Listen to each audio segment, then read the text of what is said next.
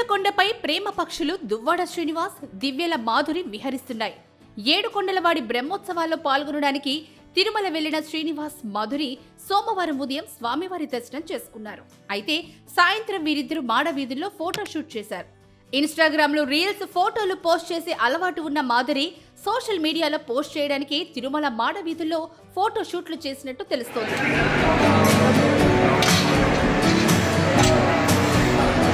మాధురి వెంట శ్రీనివాస్ తో పాటు కెమెరామెన్ కూడా ఉన్నారు. మాధురి మాడ వీధుల్లో తిరుగుతూ ఉంటే ఆమెను కెమెరామెన్ తన DCLR కెమెరాలో బంధిస్తున్నారు. అలాగే కోనేరు వద్ద కూడా మాధురి ఫోటోషూట్, వీడియో షూట్ చేశారు. మాడ వీధుల్లో మాధురి ఈ విధంగా ఫోటోషూట్లు చేయడాన్ని కొందరు తప్పుపడుతున్నారు. దైవ దర్శనానికి వచ్చి ఇవేం వేషాలు అంటూ విమర్శిస్తున్నారు.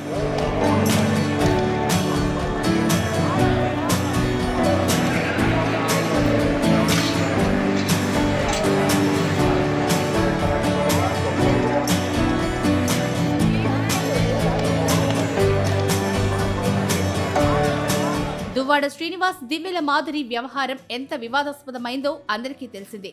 దువ్వాడ శ్రీనివాస్ భార్య వాణి మీడియా ముందుకు రావడంతో ఈ వ్యవహారం చర్చనీయాంశమైంది. అయితే దువ్వాడ శ్రీనివాస్ తనకు మంచి స్నేహితుడని, తనకు అండగా ఉంటానని ఆయన మాటిచ్చారని గతంలో మాధురి వెల్లడించారు. కానీ తిరుమల వెంకన్న సాక్షిగా తాను శ్రీనివాస్ పెళ్లి చేసుకుంటామని మాధురి ప్రకటించారు. మేము అందరి సమక్షంలో మ్యారేజ్ చేసుకుంటాము. యాక్చువల్గా కోర్టులో అది లీగల్గా ఉన్నాయి కాబట్టి లీగల్ ప్రొసీడింగ్స్ అన్నీ అయిపోయాక అప్పుడు అఫీషియల్గా అందరికీ చెప్పే మ్యారేజ్ చేసుకుంటాం. అంతవరకు లివింగ్ టుగెదర్లోనే ఉంటాం. అది క్లియర్గా చెప్పాను. మ్యారేజ్ చేసి పర్సనల్ లైఫ్ గురించి ఇక్కడ ఇది కాదు కదా. తిరుమల తిరుపతి దేవస్థానానికి వచ్చి తిరుమల తిరుపతి దేవస్థానానికి వచ్చి ఇప్పుడు చాలా రోజుల నుంచి మేము సోమవారం వస్తూనే ఉన్నామండి. దానికి ఎందుకు క్వశ్చన్? తిరుమల తిరుపతి దేవస్థానానికి వచ్చి మాడా స్ట్రీట్ వెంకటేశ్వర స్వామి గురించి మాట్లాడుకుంటున్నారు. పర్సనల్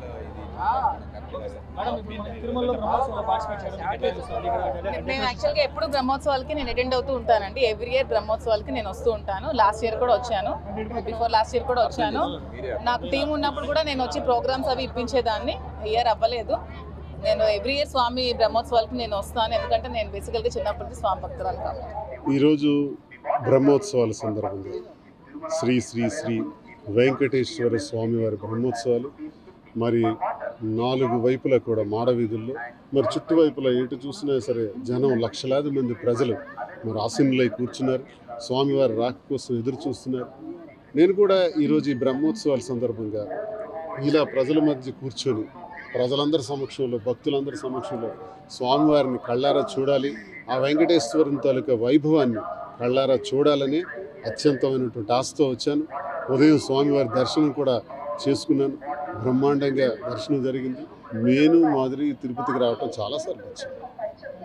ఇది ఈరోజు కూడా రావటం జరిగింది. బ్రహ్మోత్సవాల సందర్భంగా రావటం జరిగింది.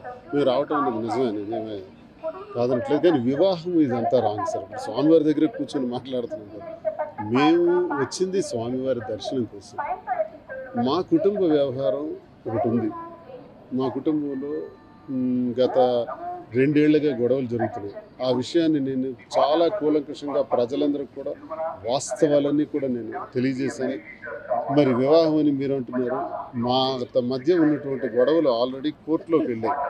కోర్టులో ఇంకా తీర్పు రావాలి. కోర్టులో తీర్పు రాకుండా ఇటువంటి ప్రస్తావన అన్నది జరగదు. అదంతా కరెక్ట్ కాదండి. మేము కేవలం స్వామివారి దర్శనం కోసం ఈరోజు రావటం జరుగుతున్నాను. ఇప్పుడు ఏదైతే ప్రచారం జరుగుతుందో మేమిద్దరు వివాహం చేసుకున్నామని, వివాహం చేసుకుని దానికి ఈరోజు వచ్చామని, అందుకే దర్శనం చేసుకున్నామని, అది అబద్ధం అండి. ఈరోజు కేవలం దర్శనానికి మాత్రమే మేము వచ్చాము. గతంలో కూడా చాలాసార్లు రావటం జరిగింది. నేను ఇదివరకు మీడియాలో కూడా చెప్పాను. ఇప్పుడు అలాగే వచ్చాను తప్ప కోర్టులో కేసులు ఉంటుండగా నాకు వాణికి మధ్య సంబంధించినటువంటి కోర్టు తీర్పు ఏ రకంగా ఉంటుందో తెలియదు. ఇంకా ఆమె కూడా వివాహిత, ఆమె కూడా కోర్టులో వాళ్ళు కూడా డిసైడ్ చేసుకోవాలి. ఇవన్నీ నిర్ణయాలు జరిగిన తర్వాత తీర్పు అంటూ డివర్స్ జరిగితే 2 వైపులు అది జరుగుతుంది. కేవలం నాకు గత 2 ఏళ్లుగా మా ఇంట్లో జరిగినటువంటి గొడవల కారణంగా నా దువ్వాడవాణి ఇంటికి తాళం వేసేసి ఇంటికి రానివ్వకుండా కూడా ఇబ్బందులు పెట్టినటువంటి ఈ పరిస్థితుల్లో ఆ రోజు నుంచి ఈ రోజు వరకు కూడా మాధురి నా సదుపాయాలన్నీ, భోజన సదుపాయాలు కానీ అన్ని కార్యక్రమాలు తానే చూస్తుంది. ఆ రకంగానే రావటం జరిగింది తప్ప గతంలో వచ్చే విధంగానే జరుగుతుంది తప్ప ఇదేదో కొత్తగా ఈ రోజుకి ఈరోజు ఇది జరిగింది, వివాహం జరిగింది అన్నదని నేను తీవ్రంగా ఖండిస్తున్నాను. అదంతా అబద్ధం. స్వామివారి సన్నిధిలోనే మేము ఈరోజు వివాహం చేసుకోవడానికి వచ్చామని చెబుతున్నారు, అది రాంగ్. సన్నిధిలో నేను అబద్ధం. ఇప్పుడు డివర్స్కి వెళ్ళాం, వాణి నేను ఇద్దరు, తను కూడా నా మీద డొమెస్టిక్ వైలెన్స్ పిటిషన్స్ వేశారు, నేను డివర్స్ పిటిషన్ వేశాను.